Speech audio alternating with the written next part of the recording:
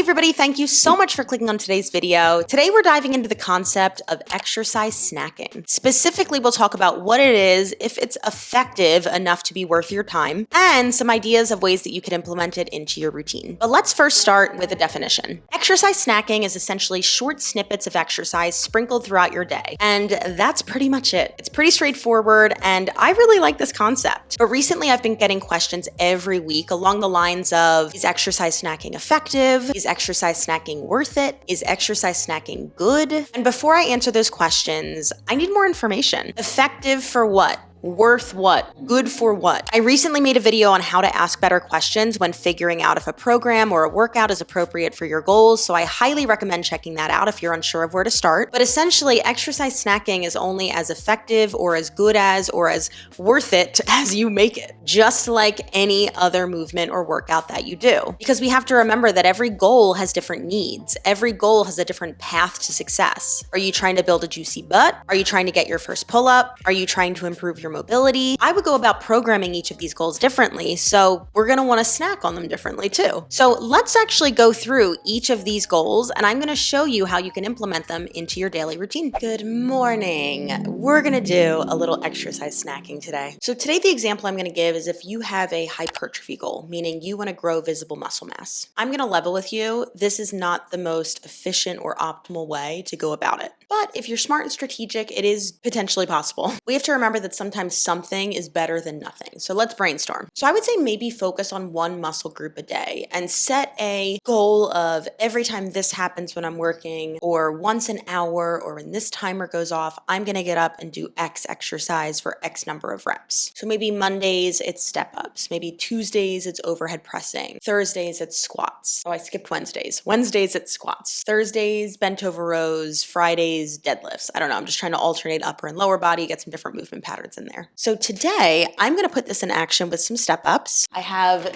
a lovely new bench over there, and I have some studying to do. So every time I hit like a new chunk of the chapter, like everything's divided into different chunks, I'm going to get up and I'm going to do 10 step ups.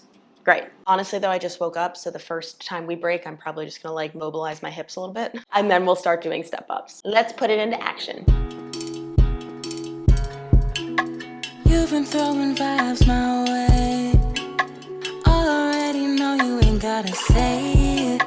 Never try to hide it. How could you deny it? Every time I see you be on the same old thing. Touchy-feely, ain't no shame. Checking for me way before you knew my name. But when I try to lean, you go MIA. No, I'm not crazy, babe. Chemistry is so insane. Why you playing games? You know it's so obvious to see that you want me. What's the hold up? I got places to go, I got people to see, I got things to do. So what's it gonna be?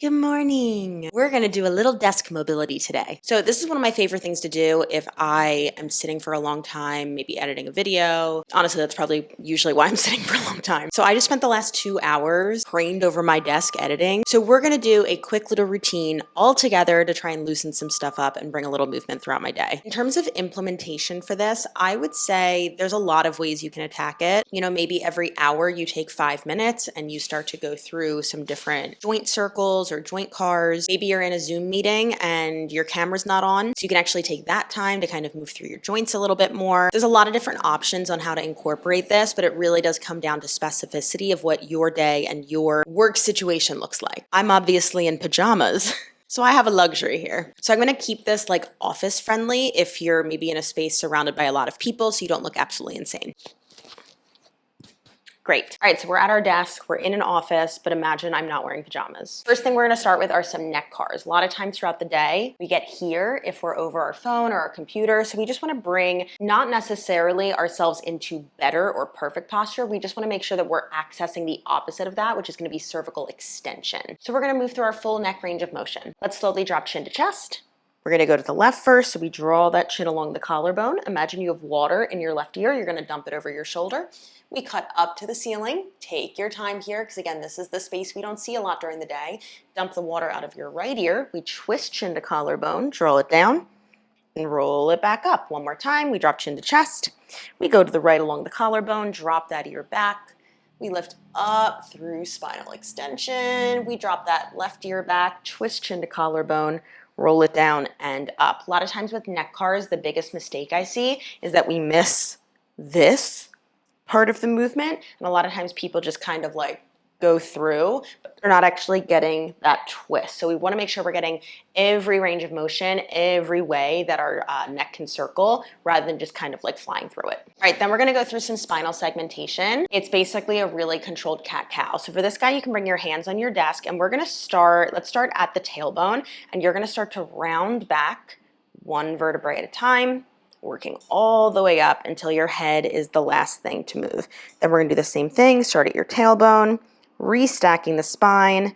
And again, we're gonna really take a second here in spinal extension, because this is probably a place we do not see a lot during our day. Wow, I look crazy.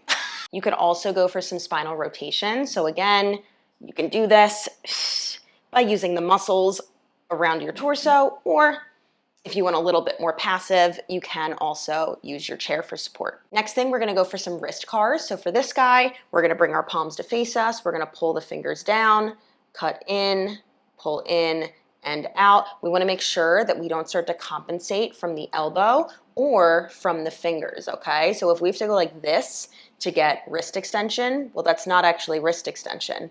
This is not it. Now you might be lacking this full wrist extension. If that's the case, I have a number of workouts within the Fit Club that can address that and correct it. Last thing, if it's accessible to you, we're just gonna sit to stand. So we're gonna stand up and down, up and down. You're basically just doing a box squat. That's gonna be super important, because if we're sitting a lot during the day, we're really favoring hip flexion. If you're never really utilizing hip extension, you're gonna start to lose that range of motion. The age-old saying is kind of what we're going for here. If you don't use it, you're gonna lose it. So that's just a quick little routine. You can also play around with what feels good to you. I just kind of base this off of movement patterns we see sitting at a desk a lot, and how do we not only do the opposite of that, but work through that full range of motion so that we do not lose it. Hello, everybody. Ignore the fact that I kind of look like a greasy hobbit. We're going to talk about skill-based goals and exercise snacking today. Two of the most common skill-based goals that I see amongst clients are pull-ups and push-ups. So today, we're going to work on some pull-ups, which I have been neglecting, as I'm also prepping for my dance cardio class tonight. So essentially what I'm gonna do, I'm going to choreograph a routine, and then I'm gonna go do a pull-up, and then I'm gonna do the next one, and then I'm gonna go do a pull-up. And we're just gonna rinse and repeat until I'm done choreographing my routines for tonight. I like this structure because it breaks it up into more achievable chunks. Like if I just say to somebody, hey, go practice push-ups more, that's a lot more overwhelming than having a set structure in place. So this is one way you could do it. You could do this by setting a timer on your phone. You could do this by, I don't know, every time you get up to go to the bathroom, you walk by and do a push-up or a pull-up. I know I personally don't have cable or any streaming services with commercials, but if you're watching TV, every time a commercial pops on, you can drop down, do a push-up, or climb up and do a pull-up. So those are just a few examples, but personally, I think exercise snacking fits the easiest with skill-specific goals like this, because the more you practice it, the more you're going to get better at it. If you wait to do a push-up or pull-up only in your like regimented strength training, which maybe you're only hitting 1 to 3 times a week, you're just not going to see as much progress as quickly as if you were doing it nearly daily. We don't need to be hitting failure on the daily, but you get what I'm saying. So we're going to hop into our first routine here, and then we're going to go do a pull-up. Let's go.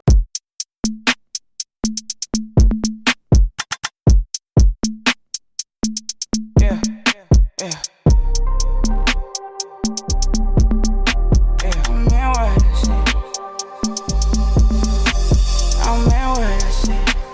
I said what I said. We can only be friends. You can lean on me. I meant what I said. I said what I said. can lean on me. I meant what I said. I said what I said. We can only be friends. You can lean on me.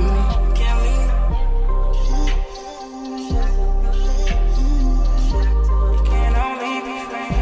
You can lean on me.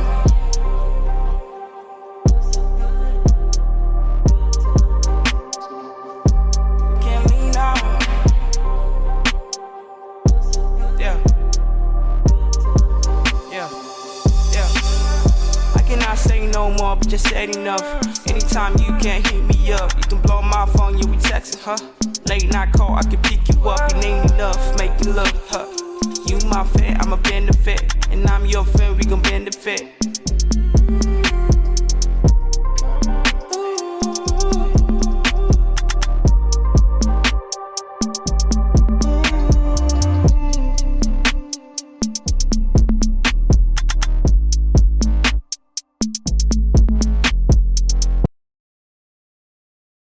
And so hopefully you guys feel a little bit more confident on this entire concept of exercise snacking. I would say exercise snacking is just a rebranded version of like fit in movement when you can. And I think the good lesson to learn here is that perfection is not the goal. You're not always gonna have time for a 30, 40, 60-minute workout. So instead of thinking of this all or nothing mindset, I want you to remember that something is always gonna be better than nothing. If you have any questions about exercise snacking or just how to fit a little bit more movement into your day, make sure you leave it down in the comments below. Hit that subscribe button so you don't miss out, and I will see you all in the next one.